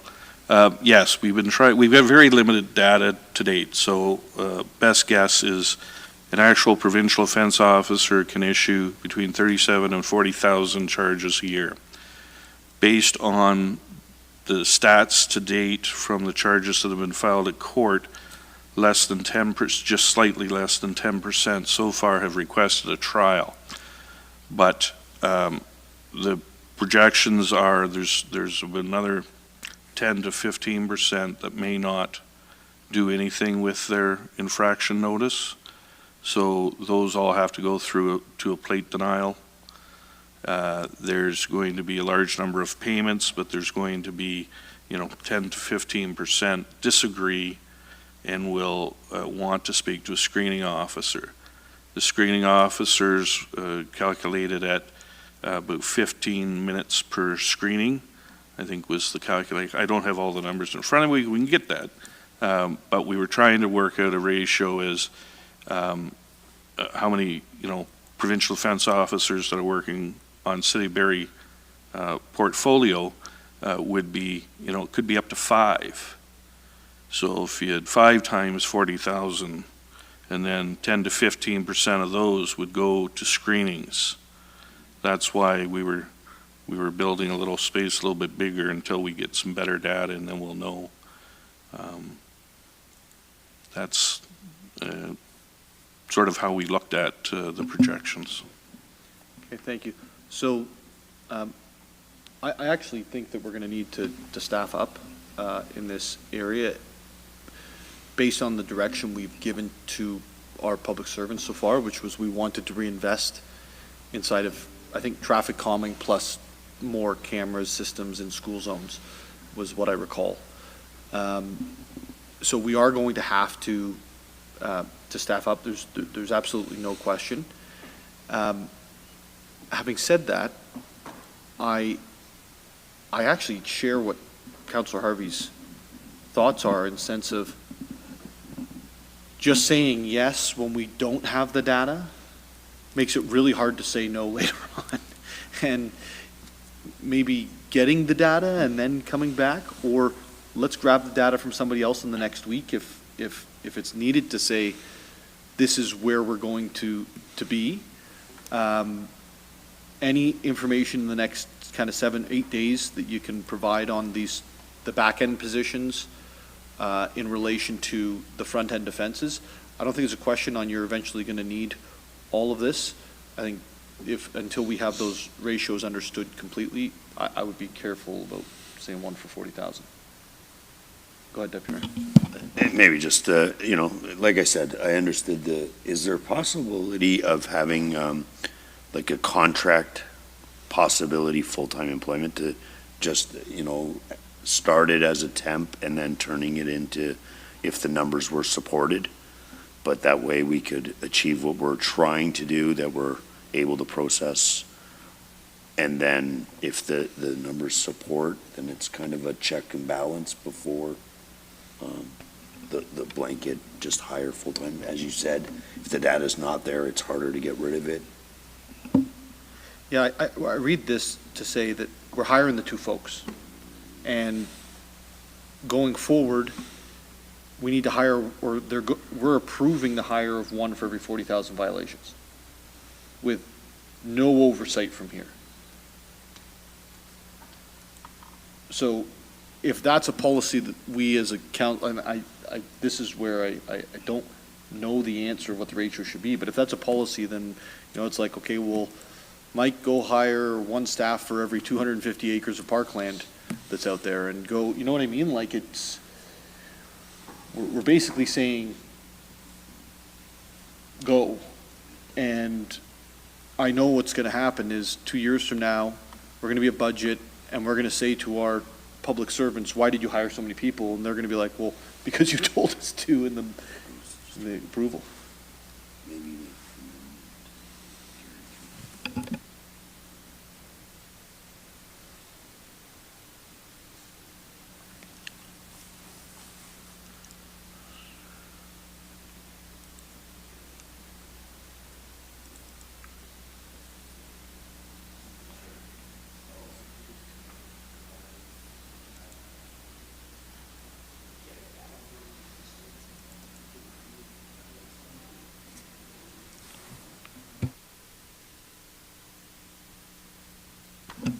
Mr. Prowse. Thank you, Mayor Nuttall. At the risk of inserting myself in your debate, if I can perhaps answer a question and to use the vernacular speechify for a second. Firstly, I think council should do what they're comfortable with. The 40,000 threshold this is a fast-moving, brand-new business for the City of Barrie. And we talked about this at the staff level, what made sense to not have to come back to council for new staffing approvals every 6 weeks. And to be frank, every time we come back on this program, it seems to get misconstrued, both by the media and by the public. And that doesn't serve staff well, and it doesn't serve council well.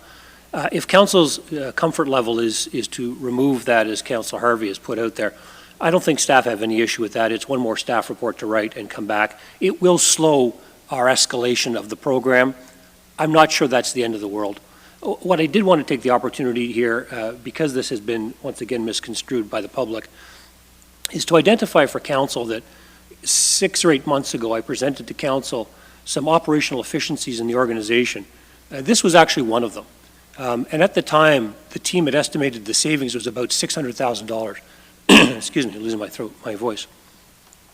So we've actually delivered to you $1.5 million in savings. And I don't want that to be lost on the members of council. I don't want that to be lost on the members of the public and the media that might be reporting this.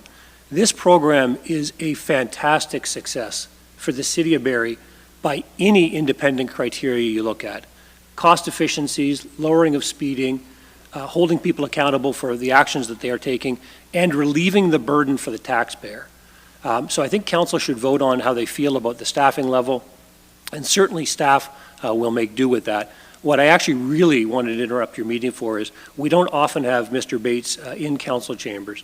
And certainly this program has been led by Ms. Cook and Ms. Banfield, but would not be possible without the leadership and the countless hours by Roger and his team making this possible. So taking the risk of embarrassing him in front of members of council, I would tell you that the feedback we have heard from Roger, from our partners at LIS, from the camera providers, from everybody who's touched this program, have reinforced with us his years of experience and his dedication have served the city incredibly well. And because of that work, we have presented to you a staff report that identifies $1.5 million in savings for the city. And I will let you deliberate the additional staffing. And Roger, just please accept my appreciation and thanks. Thank you, Mr. Zeo. And thank you, Mr. Bates and team, for all of the work on this. In terms of the determination of staffing, there's an amendment on the floor, obviously. Is there any other communication on this, whether? Yes, Councillor Corser. I am not in support of the motion only because our numbers that we're seeing right now already demonstrate how ill-equipped maybe our staffing is to handle the influx of tickets that are coming through. And in the point of equity, it would be nice that we would be able to uniformly make sure that we are I don't want to say fining everybody, it's not what I mean, but to make sure that as Deputy Mayor Thompson alluded to, that this was doing its job. And I think that I'm not in support of the motion because I think that the numbers speak for themselves. We need to have significant review of staffing to handle the influx because we all knew they were speeding. But I know our chins dropped when we saw that report come across the table. And if we want to actually actively do something about the safety on our roads, then we need to be able to make sure there's butts in the chair, if you will, to make sure that those things go out, these fines go out the door. So I wouldn't be in favorable of the motion. Councillor Rietman. The amendment, sorry. Thank you, Mr. Mayor. I'm not going to support the amendment. And the reason for it is that this is, in many ways, it's a clerical kind of job, right? And I really don't think we need to micromanage this. I think you set the parameters at 40,000. And if for some reason or other in in due course when we get the reports, we don't think that things are working properly, I think we can amend it at that point. But it seems to me that this is, I mean, 40,000 is big numbers, right? I mean, we are dealing with an awful lot of paper here. I don't think we want to be micromanaging that. The other piece of it is that if you don't get an additional person until you got an additional 40,000. So that means that if you get an additional 20, you've got 60 that one person is looking after. So it seems to me that, the volume is going to have to be there before we actually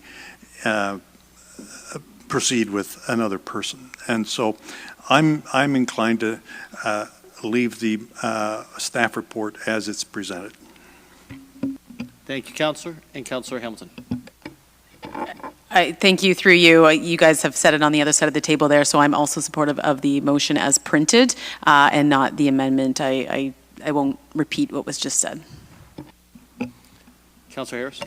Jay, I got to weigh in now, Mayor Nuttall. It's an interesting conversation, and it's a program unlike, I guess, so many others. When I first heard the amendment, I thought, well, you know what, that's interesting, because as we expand other things, we don't give that, here you go, hire as you see.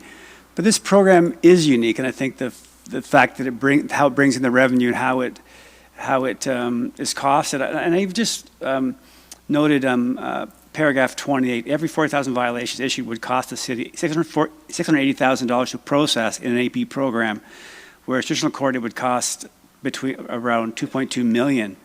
Results in approximately $1.52 million in savings. So, which is what CEO Prowse was saying. So I just think this has and completely appreciating the philosophy behind what Councillor Harvey has highlighted.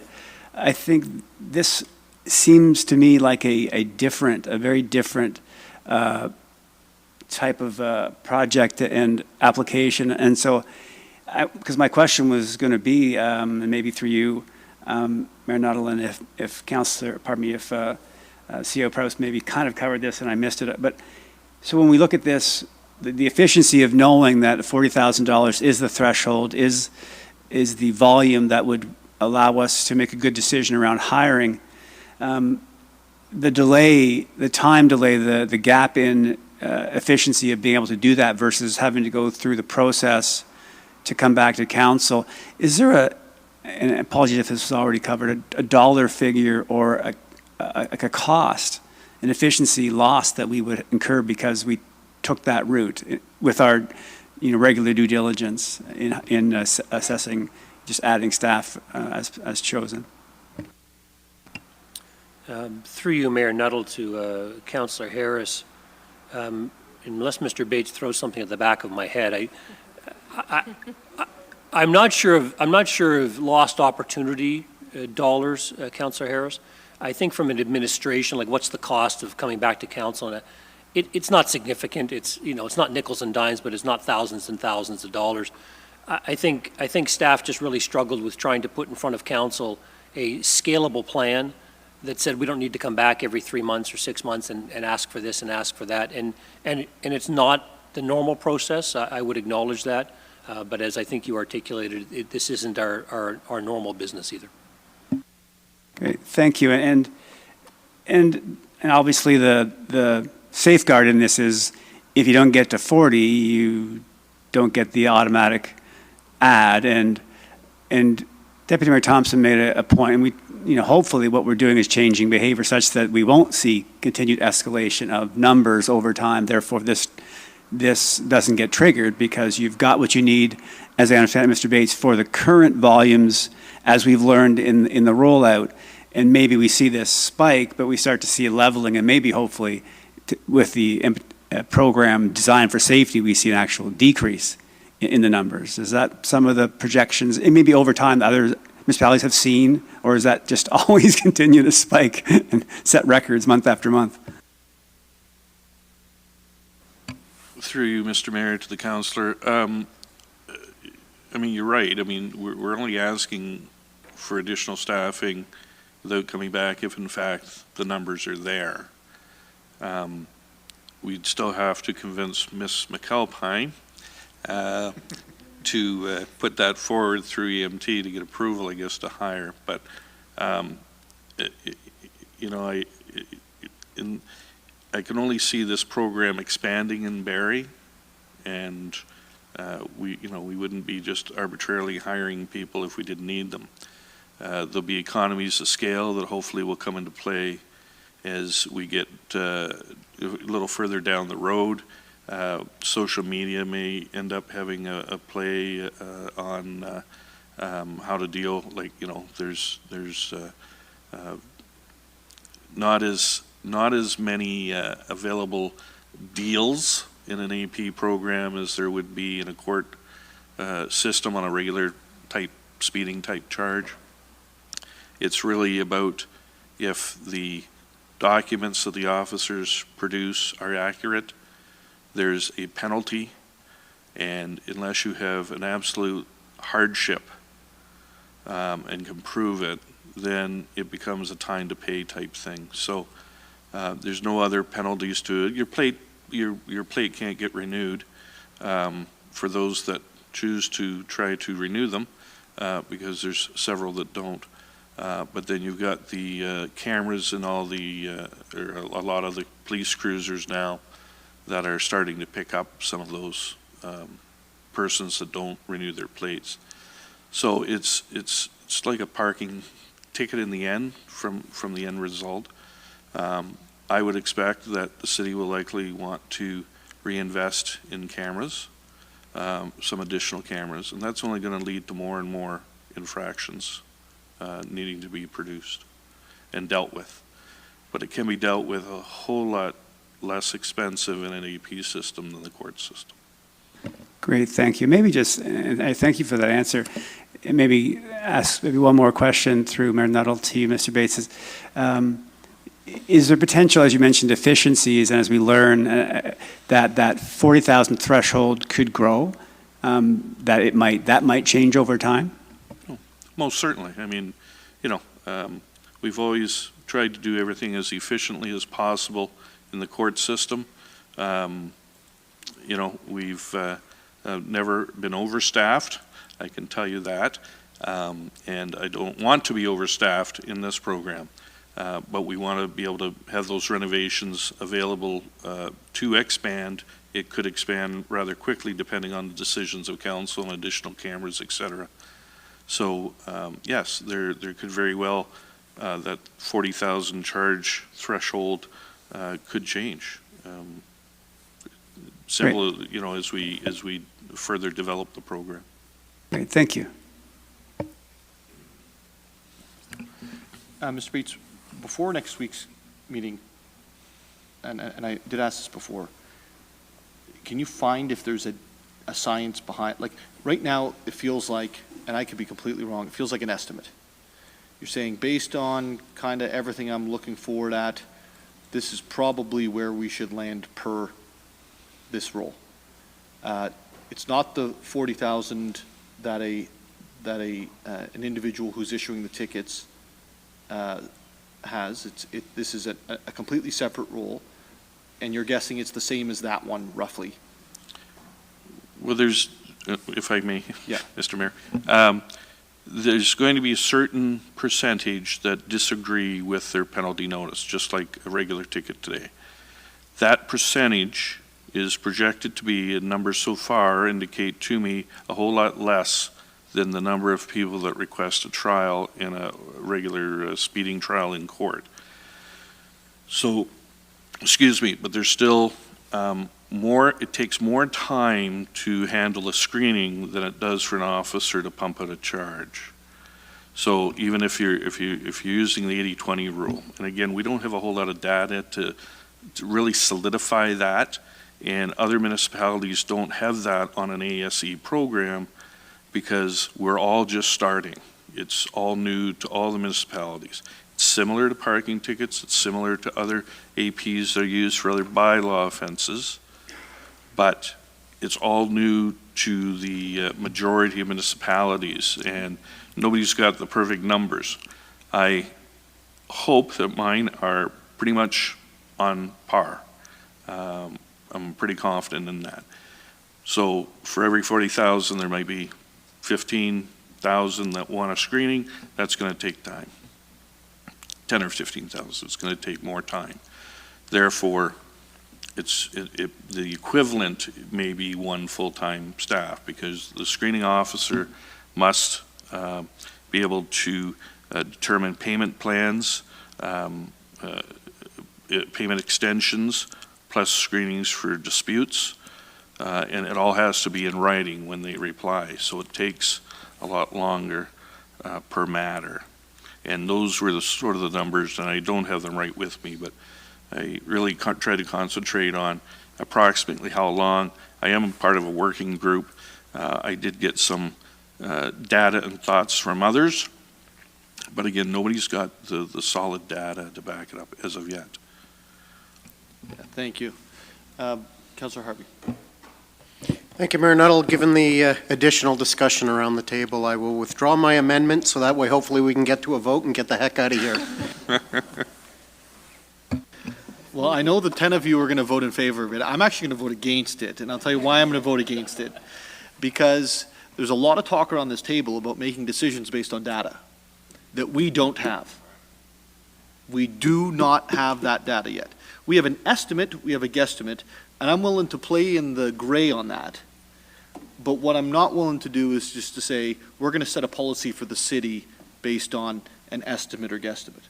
So for me, I'm going to vote against. Won't raise my hand when I say all opposed, but just know that I'm voting against at this point. But my mind can be changed between now and next week, and that is with some great data to back it up.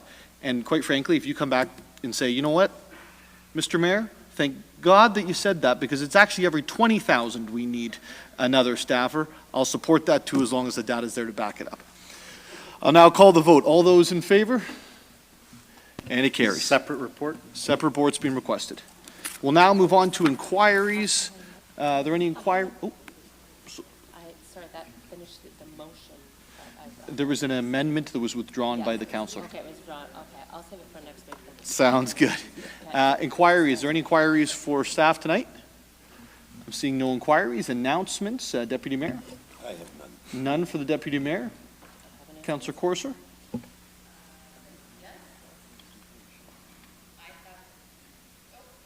I have 3 announcements this evening. The first announcement is this Thursday evening from 6 to 8:30 at the Dorian Parker Center. Living Green Barrie is hosting a workshop on creating a healthy, sustainable yard. Discover why healthier yards matter and how you can make your property more sustainable using native trees and plants. This workshop empowers you with a toolbox of resources, information, access to experts, and inspiration to envision and create your sustainable oasis. Again, that is this Thursday, April 25th. Visit livinggreenbarrie.com or for more info, and the link is up on my socials for the event, but it is a registration with a $10 fee. My second announcement is Flora's Walk. Join me next Wednesday, May 1st, for the 3rd annual Flora's Walk in support of Canadian Perinatal Mental Health Collaborative, a nonprofit organization working to remove stigma, fear of judgment, isolation, and a lack of resources that contribute to many parents suffering with their mental health while pregnant or caring for a new baby. And again, that's 3rd annual Flora's Walk on Wednesday, May 3rd, location Meridian Place, downtown Barrie. Visit Flora's Walk for more information, and again, the link is on my Facebook. And the third announcement is a volunteer fair. The Barrie Association of Volunteer Administrators is holding a volunteer recruitment event on Saturday, May 11th from 10 a.m. to 2 p.m. at the Barrie Public Library. Over 30 organizations seek volunteers for causes ranging from the environment to youth empowerment, discover opportunities to make a positive impact, meet like-minded individuals, and perhaps uncover some hidden talents you didn't know you had. Please mark your calendars and spread the word to help brighten our community. That was quite a bit. That's good. Any other announcements this evening? Councillor Kungl, and then Councillor Morales. Thank you, Mayor Nuttall. I did want to do a shout out. We had some exciting success with our Barrie Junior Sharks earlier this month.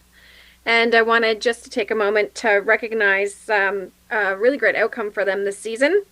And I've got a nice affinity for them because their home rink is the Green Rink at the East Bayfield Community Center in Ward 3.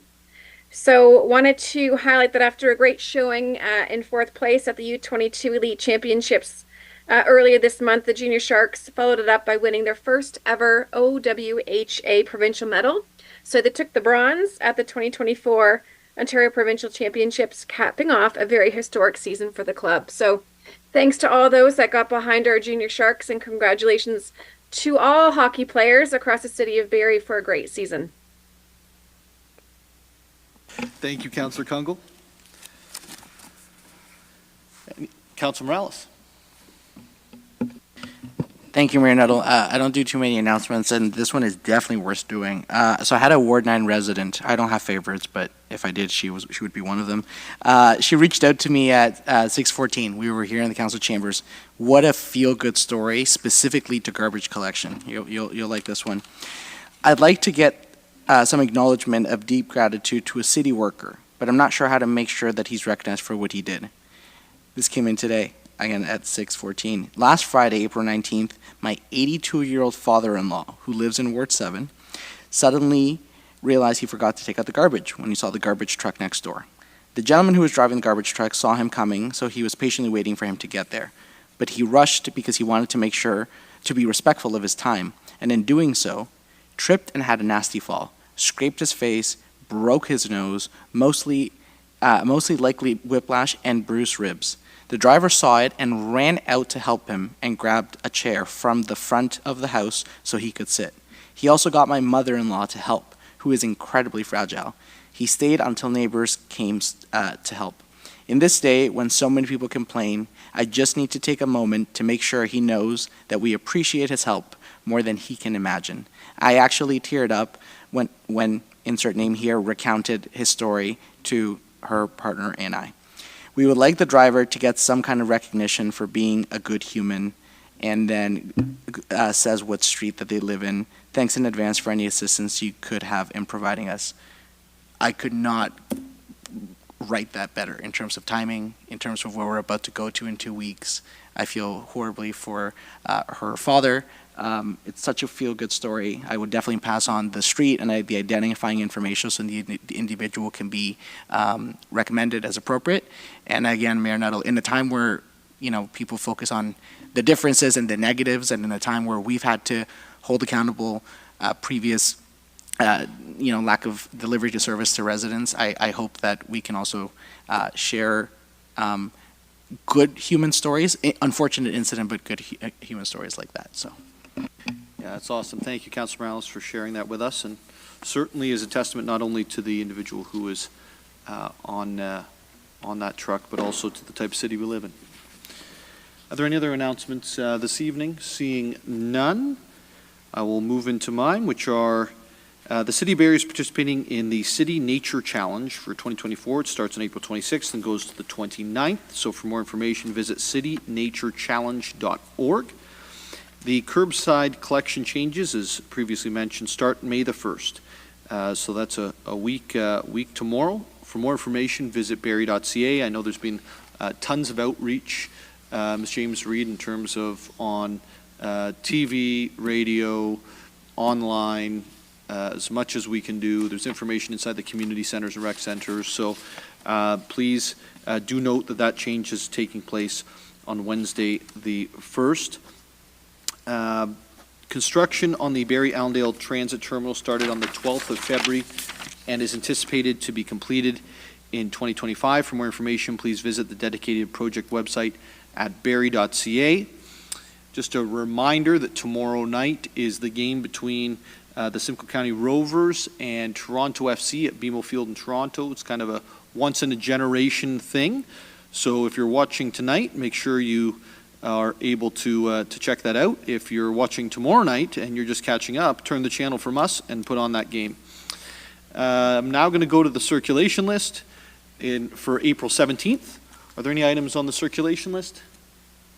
Seeing none. In terms of the 23rd of April, are there any items from the circulation list? Seeing none, I will declare the meeting adjourned at 9:30.